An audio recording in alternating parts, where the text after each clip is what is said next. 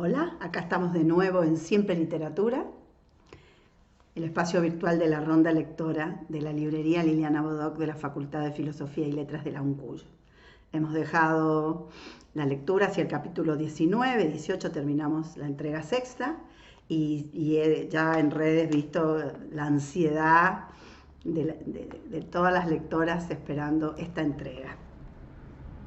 Se les hace larga la semana y eso es lindo, ¿no? Esperándola, me recuerda cuando éramos muy jovencitas y esperábamos realmente aquellas telenovelas sociales, no después ya las más comerciales o globales que cambiaron el rumbo de aquel melodrama social, articulado realmente con la cartografía de los lugares, que había que esperarlo. Ahora nosotros con el streaming no esperamos, estamos siempre... Así que bueno, es una práctica interesante la que estamos llevando adelante en esto de esperar cada semana una entrega. En este caso seguimos con La hija única de Guadalupe Nettel, novela que nos tiene súper tomadas, fascinadas, encontrando muchos materiales, mucha participación, mucha vocación de Guadalupe Nettel, de estar presente acompañando el libro, más allá de que ella ya había tenido premios significativos, como les contaba, como el premio Ralde, y que algunas de sus novelas ya habían dado cuenta de este recorrido autobiográfico. Aquí la novela se corre un poco, transita la autobiografía, pero desde una historia, no como un documento de fondo, la verdadera historia de su amiga, y sin embargo son sus sentires que podríamos decir que están con Laura, ¿no? Que es la protagonista, la que lleva la voz cantante, pero ya hemos puesto en la entrega anterior a las dos voces, ¿no? Que arman este coro. Dijimos que una novela coral, pero en un sentido del siglo XXI, diferente a lo que fueron las novelas corales en el siglo XX, ¿no? Que también fue un cambio en la novela, donde aquel narrador omnisciente del XIX daba voz a estas voces, a estos coros, sobre todo en la novela latinoamericana. Aquí estamos en presencia de una novela mexicana, de Ciudad de México, ¿no?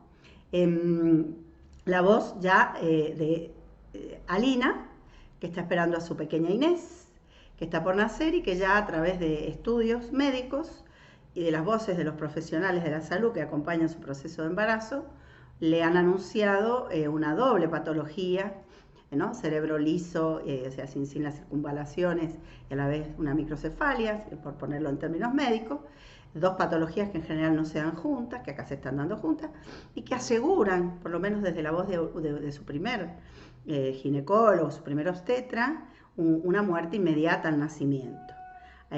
Luego ya toma contacto con algunos otros profesionales, otras profesionales de la salud, que modulan un poco, matizan estas ideas, estos diagnósticos duros que se solían dar, sobre todo ante la reacción que tiene Alina, de que mientras la bebé esté ahí, esté latiendo su corazón y ella se quiere encargar, la quiere ver, la quiere acompañar, o sea, la idea negacionista o el recorrido filosófico que prefiere no ver, dejar atrás, ¿no? Toda una tradición. Los chicos con dificultades se ponían en nosocomios y no se los volvía a ver. Había muchísimo tabú y oscurantismo y hasta violencia sobre, ¿no? los niños con problemas, las niñas con problemas, en este caso una niña.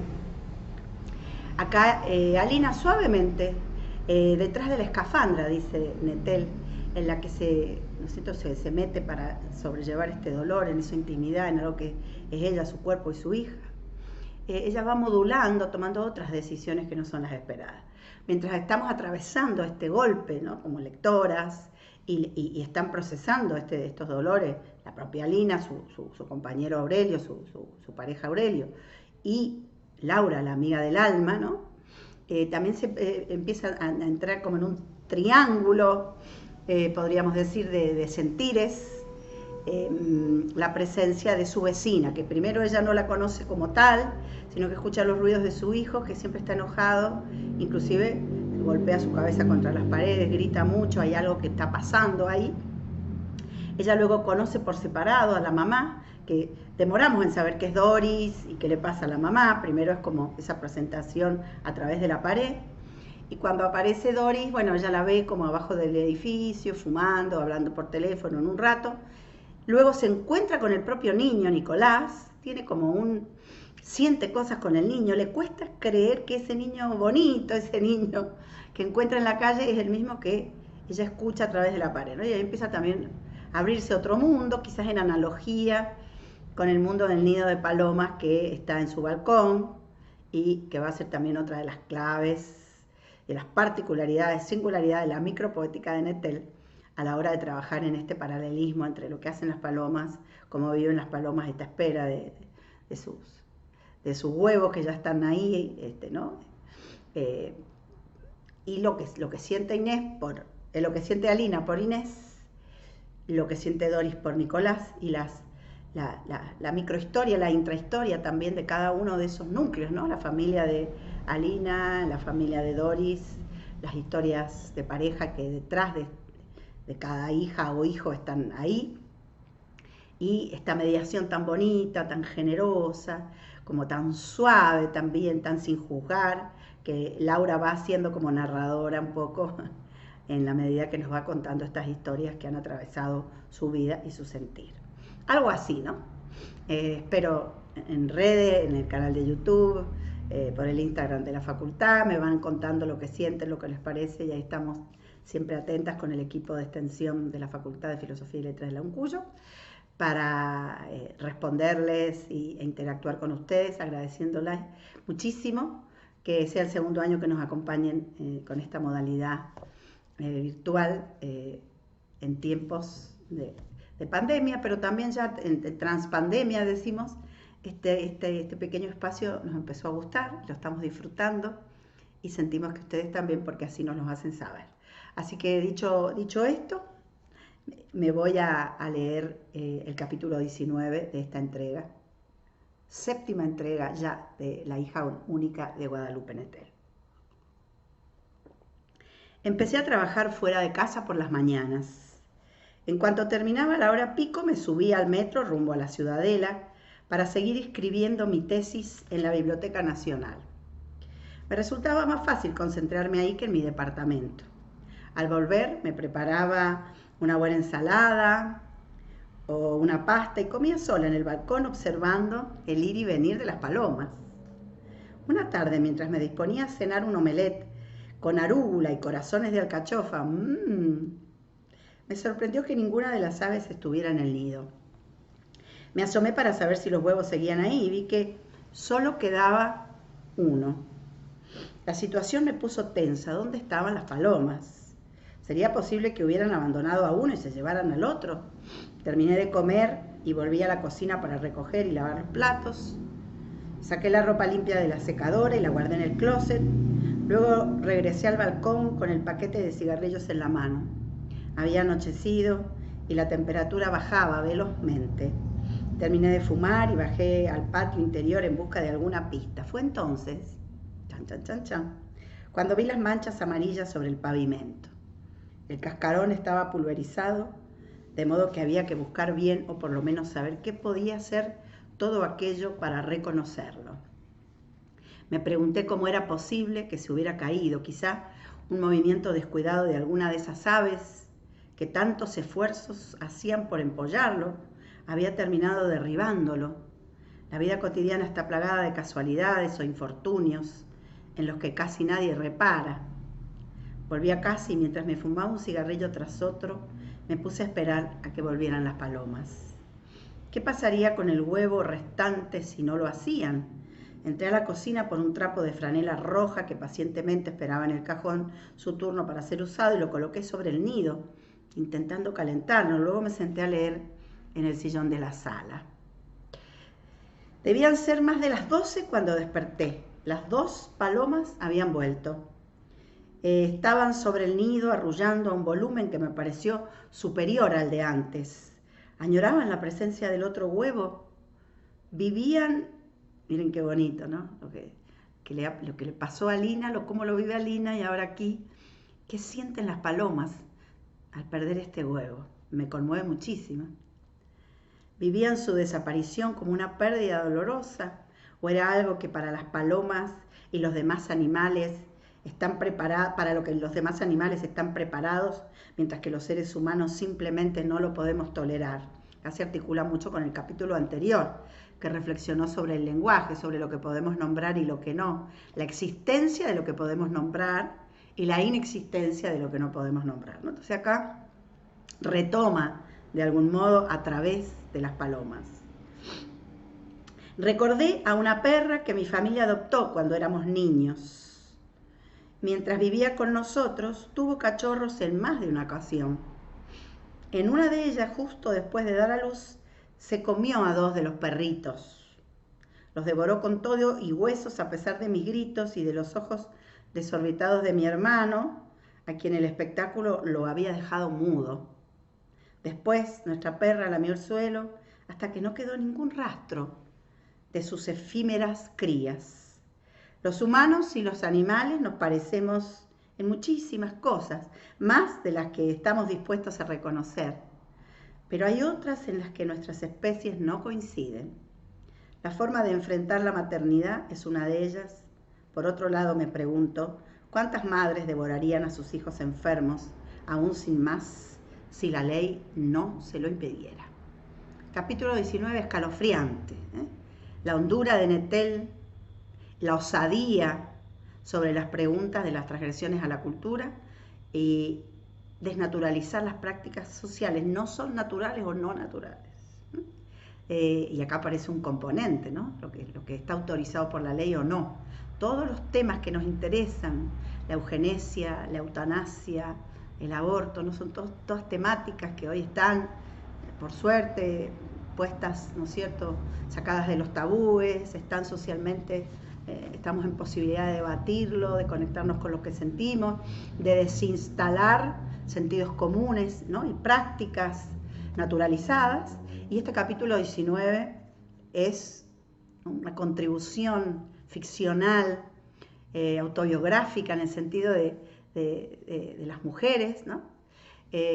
Muy profundo, muy hermoso, muy interpelador, de Guadalupe Nettel en La hija única, ¿no? Capítulo 19 de esta primera parte. Tengámoslo ahí porque volveremos siempre a él, a recordar cómo ella, con qué apertura, con qué amorosidad, con qué fluidez narrativa, ¿no? Ella va desencadenando a partir de ver, es como una coreografía, ¿no? Ve el nido, ve la falta, descubre el huevo que se ha roto, ¿eh? Y empieza toda esta reflexión tan honda, tan generosa, tan interesante y a la vez tan medida, ¿no? Guadalupe Nettel en esta obra da cuenta de la intención de no juzgar, de no criticar, de no excluir, ¿no?, que tiene esta literatura de mujeres que nos tiene tan enamoradas, leyendo sin par todo el tiempo nuevas y nuevos materiales que así lo tratan. Capítulo 20. Mientras tanto, de fondo, también a nosotras, las que estamos acá en la facultad, esto de querer escribir la tesis, ¿no? Esos caminos académicos que nos tienen a todas un poco cerca, porque bueno, estamos ahí queriendo tener una vida, nuestras maternidades, nuestros derroteros. Entonces me gusta mucho, es muy cartográfico, es como un territorio poético bien interesante en el cual instalar estas preguntas, ella tratando de escribir su tesis, ¿no?, en la Biblioteca Nacional. Son todos también íconos, instituciones sobre las cuales han crecido estas decisiones burguesas. Acuérdense que ella está trabajando en este territorio ampliado, en esta mirada expandida de las otras mujeres, todas las mujeres, a partir de asumir esta forma de sentir o de elegir que tenemos las mujeres, como dicen los españoles, composibles, y como decimos nosotras mujeres burguesas, que podemos medianamente ganarnos la vida, tener autonomía, tener recursos económicos y tomar decisiones sobre nuestro cuerpo y nuestras maternidades. Me acordé porque ahora ella inicia desde el capítulo volviendo a mencionar la tesis y la biblioteca, ¿no?, que también es un territorio simbólico, ¿no? Las bibliotecas son un territorio simbólico, dan cuenta de la modernidad, de la institución, de la cultura, de la instrucción. Nada es así azaroso aquí. No es una descripción sin más, ¿no? Tiene un carácter simbólico, advierto, y lo comparto con ustedes. Ayer, al volver de la biblioteca, Doris y Nicolás me tocaron a la puerta para invitarme al parque. ¡Charán! Todavía me conmueve acordarme de la cara de felicidad que tenía el niño cuando salimos del edificio. Daba saltitos mientras sujetaba con sus 2 manos la de su madre y la mía. Propuse que nos diéramos una vuelta por Casa Morgana, la heladería del barrio a la que no había ido nunca. Doris se compró uno de mango y él uno de chicle, un helado fluorescente que devoró extasiado. Yo en realidad tenía ganas de fumarme un cigarro, pero conocía la política de mi vecina al respecto, así que pedí una bola de chocolate negro, ¿no? Canalizar la ansiedad. En cuanto llegamos al parque, Nicolás se soltó de nuestras manos y corrió hacia los juegos que había en el centro del jardín. Nada del otro mundo, 3 columpios, un pasamanos, un tobogán de escasa altura, pero para un niño que no sale nunca, excepto para ir a la escuela, debía de ser todo un paraíso. Durante nuestra infancia, mi hermano y yo debíamos avisar que íbamos a salir de casa y caminar 3 cuadras para llegar al parque de la colonia. Un espacio verde, repleto de niños sueltos, donde el único peligro eran los juegos de metal en la esquina, con las esquinas, bien afiladas. ¿Cuántos recuerdos? Nos empieza, acá Nettel también nos inspira a recordar nuestras propias infancias. Eso también está presente en la novela, ¿no? Una recreación emocional, sensorial de nuestras infancias, ¿no? No la racionalidad de las infancias, sino la experiencia de la infancia, la experiencia propia de la infancia, ¿no? Me pareciera que cuando somos adultos y somos padres, ya no olvidamos nuestra infancia, ¿no? Esta idea también está construida. Ahora, en cambio, alrededor de todos ellos, había un séquito de padres atentos que no despegaban la vista de sus movedizas criaturas. ¿Verdad, no? Quienes hemos pertenecido a generaciones bastante anteriores, por ahí ir hasta la plaza con otros niños y niñas era simplemente algo corriente, ¿no? Recordaba, mi mamá contaba que iban a la escuela con su amiga, tenían 5 años, la mamá las miraba cruzar y bueno, finalmente llegaban a la escuela, ¿no? Y ahora, bueno, la hipervigilancia, ¿no? En el mundo panóptico, la inseguridad, los miedos, todo eso, miren cómo lo carga bonito, lo proyecta y también lo despierta en este recordar, como digo, nuestras propias infancias. Y con esto trabaja, opera profundamente en la desnaturalización de las prácticas, ¿no? Tener conciencia que las prácticas sociales son una construcción, construcciones simbólicas, construcciones fácticas, ¿no? Y que además van cambiando epocalmente. Entonces, bueno, ve todos los padres mirándolo así cuando los chicos están las chicas están en los juegos, ¿no? Y le comenta, empieza una charla con Doris, acá empieza la historia de ella con Doris, que también es muy conmovedora, me parece. Y le dice, ¿tú también salías sola a la calle cuando eras niña? Le pregunté a mi vecina, y ella asintió con la cabeza. Acuérdense que Doris ya le ha confesado, a raíz del accidente de tránsito del marido, la orfandad de Nicolás, el terror que ella tiene a la calle y que el niño salga. Entonces, bueno, entonces Doris le cuenta. La provincia era muy tranquila en esa época, no como ahora, imagínate. Mi hermana y yo nos íbamos solas, acá está, a la secundaria nocturna. ¿Tu hermana también se vino a vivir aquí? Sí, sí. No. Ella no quiso moverse, siempre insiste en que la vayamos a visitar. Y la verdad me encantaría, pero las carreteras me dan miedo. Ella está presa, ¿no? Doris, de su terror. También va a trabajar acá la deconstrucción de los miedos de las mujeres, que estamos siempre amenazadas, ¿no? Y además la amenaza del abandono y la pérdida duplica, triplica, ¿no? Hace exponencial el miedo de Doris, y que por supuesto las consecuencias están en Nicolás, que no puede salir, que no puede vivir. La Ciudad de México tampoco le daba confianza. Después del accidente, había inscrito a Nicolás en una primaria situada en la misma cuadra que nuestro edificio, para que no tuviera que atravesar la calle al volver a casa. Su trabajo como vendedora de productos bancarios por teléfono le permitía no salir del departamento más que lo estrictamente necesario para llevar y recoger a su hijo de la escuela, por ejemplo, para ir al cajero o para hacer la compra. Entre llamada y llamada, lograba resolver las cuestiones domésticas.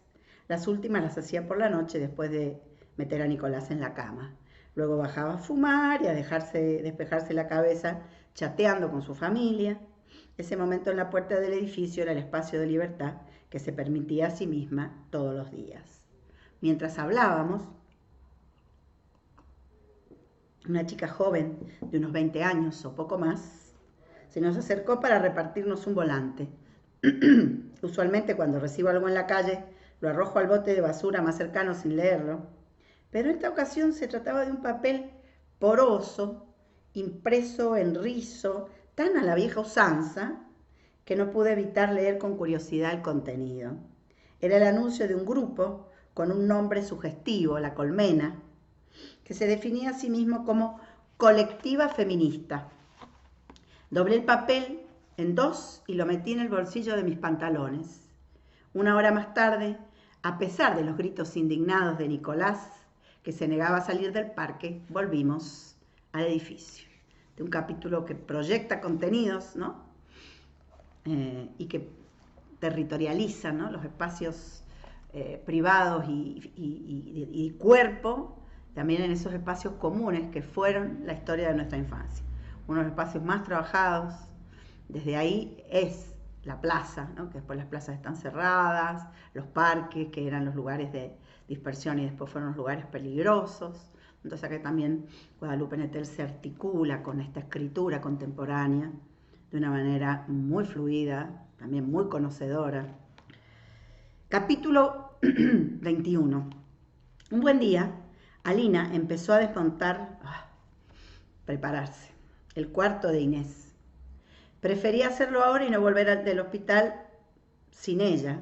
Necesitaba dejar atrás los esfuerzos y el cariño que había inventado en decorarlo. Además, dado que en el closet de esa habitación guardaba su propia ropa, le resultaba imposible no entrar todos los días y ver ahí el papel tapiz con dibujitos, el cambiador que le había regalado su suegro al enterarse de que iba a ser abuelo, un mueble hermoso de madera con la colchoneta blanca, porque en ese momento nadie sabía aún que iba a ser una niña, la cuna con las sábanas sobre las cuales nunca acostaría a su bebé, y el móvil que sonaba al acercarse. Quitó los adornos y los puso en cajas de plástico. Sacó la ropita del closet, la dobló cuidadosamente y la acomodó dentro de 3 maletas.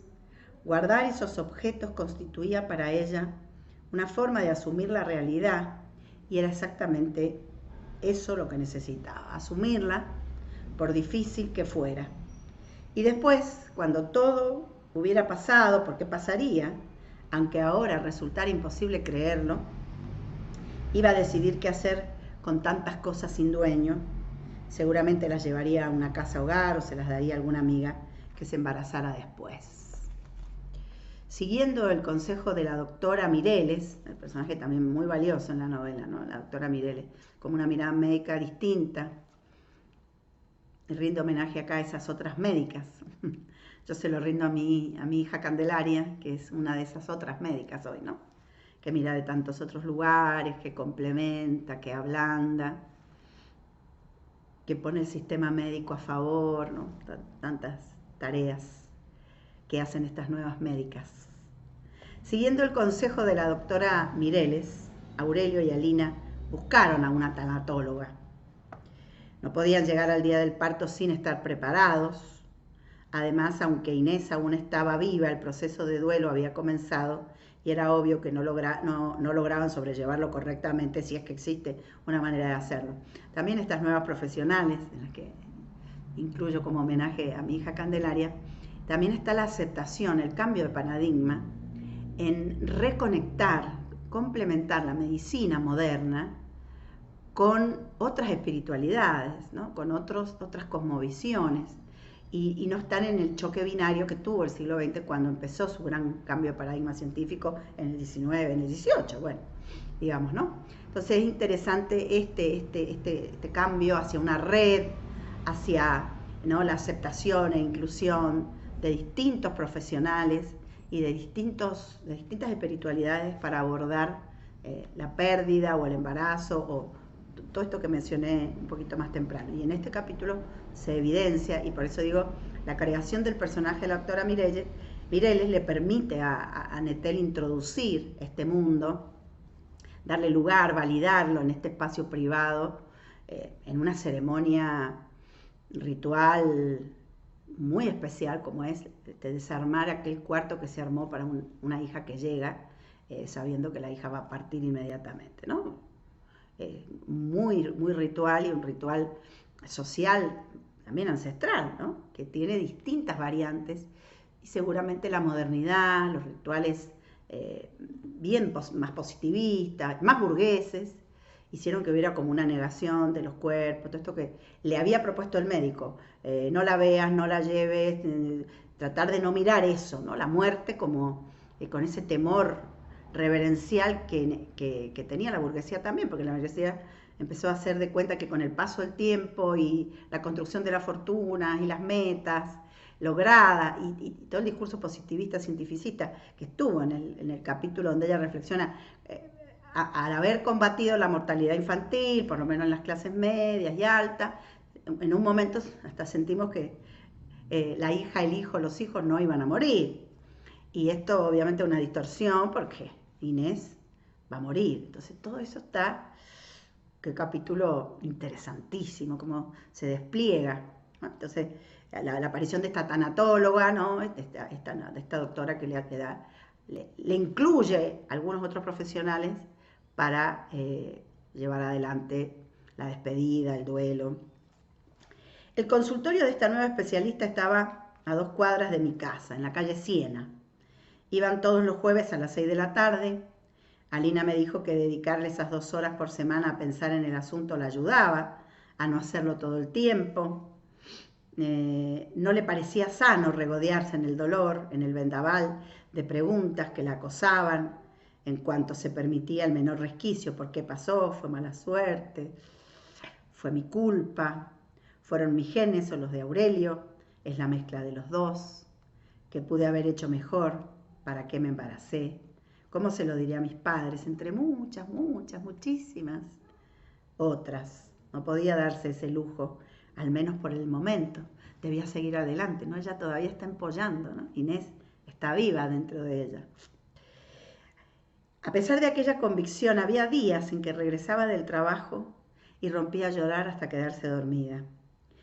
Y tardes en las que era Aurelio quien al llegar a casa se abrazaba a la panza de su mujer temblando y bañado en sudor. También hubo días en que Alina no soportaba verlo. Su olor le resultaba intolerable, le producía náuseas y ganas de salir huyendo. Escuchar que abría la puerta la sacaba de quicio, lo que sentía sobre todo era miedo, pero ¿cómo escapar de algo que nos asusta cuando lo llevamos dentro? Aunque sabían que era importante distraerse, dejar de pensar obsesivamente en su futuro y en su mala suerte, preferían no ver a nadie más. Resultaba muy difícil explicarlo todo una y otra vez, observar la cara atónita y acongojada de sus amigos, esa mueca contraída como si tuvieran un sabor muy ácido en la lengua, y luego sus intentos absurdos por consolarlos. Claro, además cargar con la pena de los demás, ¿no? Que se hace insoportable. Pero después decidieron que era mejor anunciar, desde ahora, que el embarazo no llevaría a donde todos pensaban, para no tener que ocuparse de ello después, ¿no? Hacerlo antes le prometió máximo dolor cuando nazca Alina y parta, ya haber hablado con los allegados. Cuando Inés hubiera muerto y estuvieran entonces sí tocando el fondo del agujero, Alina descubrió que le hacía bien hablar del tema. Contarlo muchas veces no le ayudaba a entenderlo, pues era algo totalmente imposible de entender, pero sí a terminar de creerlo, a asumir que las cosas eran así y que no había ninguna forma de remediarlas. Una tarde, en medio de una sesión particularmente amarga y llena de reproches, la tanatóloga les dijo que para poder salir a flote después del parto era importante que se sumergieran en la experiencia de la pérdida. Y acá habla la tanatóloga, ¿no? La profesional. Yo también le rindo homenaje a Javier, un tanatólogo, a Javier Lamagrán, que fue un tanatólogo con el que yo trabajé, que una experiencia muy bonita, ¿no? De poder estar con la muerte, ¿no? No negarla, aceptarla, vivirla. Y le dice, bueno, le está diciendo que igualmente, cuando muera van a tener que vivirse la pérdida, y acá se los dice con un guión, no netamente, es la voz de la propia tanatóloga. Si bien la novela, podríamos decir que no tiene digamos, una cantidad de diálogo que le haga una novela mayormente dialogal, hay momentos dialogales que son centrales, ¿no? Cuando ella charla con su mamá, 1 o 2 momentos que ella charla con Alina, el momento de recién en la plaza, cruzan 4 palabras, son 4 líneas, ¿no? La novela tiene narrativamente un yo narrativo que es mayormente todo lo que va diciendo Laura, pero estos pequeños momentos dialogales, breves, donde los personajes de nombre propio asumen la voz, también hacen de la novela, además de esta agilidad, la novela que va con los capítulos breves, sintéticos, contundentes, estas apariciones dialogales también hacen una decisión narrativa que le da aún más contundencia y pluralidad en el sentido de esto coral, que permite que la lectora se abra a varias miradas, ¿no? El enojo no es más que una mampara para evadir el dolor. Es muy difícil vivir un duelo, pero es más difícil asumirlo prematuramente. Ustedes ya empezaron el proceso, no pueden detenerse. Mucha gente cree que la pérdida de un hijo nunca puede ser elaborada o superada, como si seguir viviendo después de algo así fuese ilegítimo o deshonroso. Pero saben una cosa, conozco a muchos que lo han logrado. Sé que está siendo muy duro y lo será aún más cuando vean a su hija nacer y morir casi de inmediato. Pero solo si se atraviesa enteramente ese sufrimiento, podrán salir de él algún día. También había algo en la cultura burguesa, en el darwinismo social, en la idea de salir adelante, seguir adelante, la supervivencia, superar lo que ha hecho que en estos 200 años hacia atrás esta sea la forma de vivir, ¿no? Salir adelante, levantarse, caerse y levantarse, todas estas ideas que nos han construido y que entre ellas estaba no sentarse a llorar, ¿no? Seguir adelante. Había como una impronta muy fuerte de ese tipo de supervivencia, y después resulta que en algún momento de la vida este dolor aparece como enfermedad, ¿no? Como locura, porque ese dolor no se pudo atravesar, ¿no? Como enfermedad mental, locura en ese sentido, como dolor infinito, como desconexión. Así que aquí es una contribución también muy generosa, la de pensar los rituales de las pérdidas, ¿no?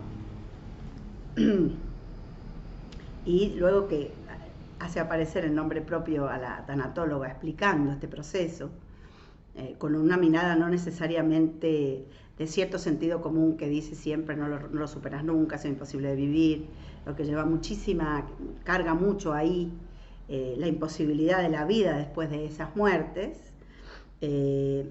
Guadalupe Nettel, en la voz de Laura, cuando nos hace escuchar esto, va a otras culturas, que no sea la cultura occidental, ¿no? Europea, americana, a través de todas las costumbres que Europa nos impuso, digamos así, y despliega en el mundo global otras formas de vivir el duelo, la despedida, la muerte, etc.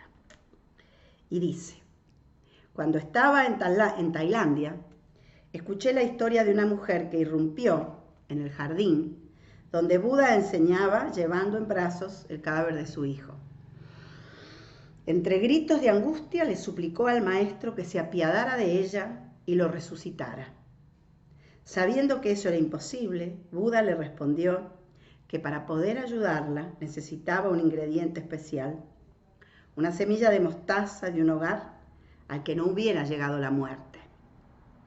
Mandó a la mujer en busca de esa semilla, y ésta pasó más de un año tocando a las puertas de cada casa que encontraba sin conseguirla. Durante todas esas visitas, lo único que obtuvo fueron historias de luto y de pérdida. Así supo que otras mujeres habían pasado por momentos semejantes al que ella vivía, las conoció personalmente y pudo llorar abrazada a ellas, por su hijo y por el de las demás. Buda no resucitó a su niño, pero al menos le dio a probar el bálsamo curativo de la empatía. Ir con la, qué belleza, ¿no? Historia intercalada. Ir con la tanatóloga les permitió también analizar las dinámicas de su relación. Nunca habían hablado mucho, pero en ese momento les parecía del todo imposible. Aurelio se quejaba del hermetismo de Alina y ella de que la juzgara constantemente. La cuestión económica tampoco era sencilla. Ella seguía manteniendo a su padre, pagaba sus medicinas, la ayuda doméstica y los gastos que se le venían encima eran apabullantes. La terapia le ayudó a apreciar la contribución de su pareja, pues sería su seguro el que cubriría las facturas del hospital y los honorarios médicos. Muy bonito también este momento, ¿no? También la huida de esos lugares duros, de reproche, que también están alimentados por los medios, por la sociedad, le tenés que decirlo, tenés que reclamar, pues, que nos hacen enfermarnos a las mujeres con estos discursos duros, rígidos, violentos.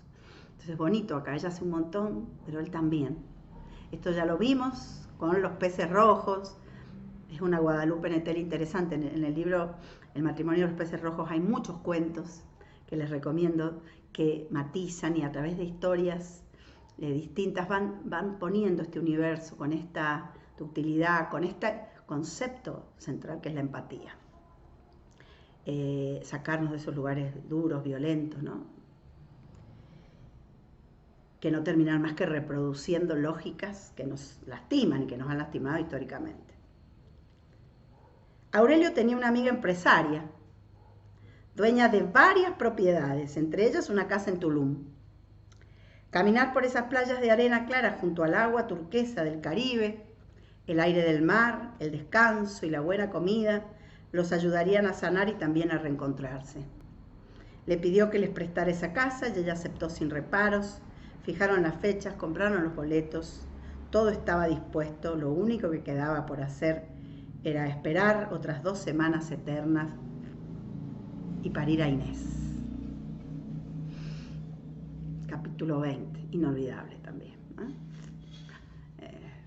Proyectado hacia afuera y hacia adentro, decisiones narrativas excelentes, porque va como graduando todos los aspectos, ¿no? Nos va comprometiendo en esta posibilidad de ser amorosas, empáticas y de aceptar los duelos, de aceptar que la vida,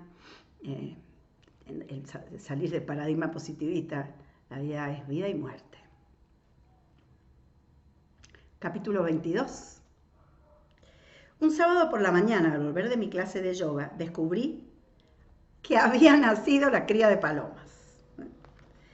El patio del edificio estaba silencioso. Mis vecinos debían seguir durmiendo esas horas y eso me permitió escuchar los chillidos apenas audibles y a la vez insistentes que provenían del techo. Acerqué la silla a la viga para comprobarlo y vi una figura escuálida, sin pluma, con la cabeza hacia arriba, que a pesar de sus esfuerzos no conseguía rebasar el borde del nido. Era obvio que tenía hambre, pero las palomas aún no llegaban con la comida. Minutos más tarde escuché el aleteo que anunciaba el regreso de una de ellas. Me encaramé para observar la escena. Apenas aterrizó la madre, supuse que era ella, aunque en realidad era imposible decirlo. Abrió el pico, lo acercó al de su cría, animándola a libar de ahí un líquido blanco que escurría por el cuerpo monstruoso y sin plumas del recién nacido. Yo observaba todo eso trepada en una silla, con curiosidad y un poco de sobrecogimiento, preguntándome qué habría cambiado de haber sobrevivido el otro huevo. Hacia las 3, miren ahí la analogía, está preciosa. Hacia las 3 Alina vino a la casa. Después de la natación había pasado por el mercado orgánico para comprar setas, tomates secos y queso. Me abrí una cerveza, le serví un agua mineral con hojas de menta mientras ella miraba absorta la escena familiar dentro del nido. Creo que tuviste razón en no... De golpe. Perdón, voy a retomar, porque te digo una frase... Esto es lo que les digo del diálogo, ¿no? Toda esa descripción que es mayoritaria y de pronto aparecen esos breves diálogos contundentes. Y le suelta, ¿no? Están tomándose la cervecita. Creo que tuviste razón en no tener hijos. Me espetó mientras encendía un cigarrillo. Ser madre implica preocuparse por alguien todo el tiempo. ¿Volviste a fumar?, pregunté sorprendida, sin saber cómo tomarlo. Alina me miró con los ojos bien abiertos y una sonrisa torcida, la que mostraba siempre que alguien decía una obviedad. Su gesto me tranquilizó. Era una prueba de que a pesar de las circunstancias y de la nueva forma que había adquirido su cuerpo, la Alina que yo conocía, qué bonito, seguía existiendo. Pareces despistada, pero en lo que de verdad importa eres bastante pragmática, siguió. Pensé que en otro tiempo nada me habría alegrado más que el hecho de que me diera la razón sobre ese tema. Ahora, en cambio, hubiese dado lo que fuera por verla tan contenta como estaba hacía un par de meses. Tal vez te cueste trabajo creerlo ahora, pero estoy segura de que volverás a sentirte bien. Debes esperar que pase el tiempo. No sé, contestó. En este momento lo único que me entusiasma es conocer a Inés, tocarla, ver su carita. Lo que pase después no me interesa. Debo admitir que era difícil comprenderla. ¿Para qué quería conocer a su hija si se iba a morir de inmediato? ¿No corría el riesgo de apegarse aún más a ella? Después pensé que el amor resulta con frecuencia ilógico, incomprensible. Muchos hacemos lo mismo cuando nos enamoramos de alguien que está muy enfermo, de alguien que vive lejos, de alguien comprometido con una historia previa en la que no cabemos. ¿Quién no se ha sumergido en un amor abismal a sabiendas de que no tiene futuro, aferrado a una esperanza endeble como una brizna de hierba? ¿Pourquoi durait-il mieux que brûler? ¿No? Acá es una pregunta escéptica de Roland Barthes, ¿no? ¿Por qué sería mejor, ¿no? El amor que dura que el amor que se extingue? El amor y el sentido común no siempre son compatibles. Generalmente uno tiende a elegir la intensidad, por poco que dure y a pesar de todo lo que ponga en riesgo. Y acá aparece Alina comentando. La tanatóloga me aconseja que le escriba, que le cuente a Inés todo lo que me gustaría hacer con ella. Que le hable de mí, de su padre, de su familia. Que le explique lo que estoy sintiendo, lo bueno y lo malo, quiénes son sus abuelos, quiénes son mis amigos, cómo es mi entorno. A veces pienso también en las canciones que me gustaría bailar con ella. Me recomendó que no me calle nada, que le ponga esos discos, que le haga una playlist del embarazo para conservarla siempre.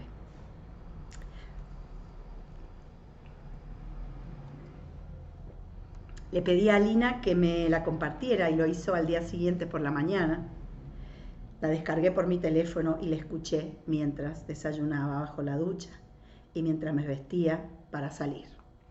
Lo voy a dejar ahí, primera vez que lo hago en la mitad del capítulo, pero una vez que en este capítulo Alina le comparte a Laura la playlist, vamos a ver que se abre a través de todas las canciones, ya las vamos a ir nombrando, todas las implicancias que tiene, y esa playlist, esa lista de canciones, también expande la cultura hacia todos aquellos íconos, ¿no?, musicales que acompañaron nuestras vidas a las generaciones que nos antecedieron.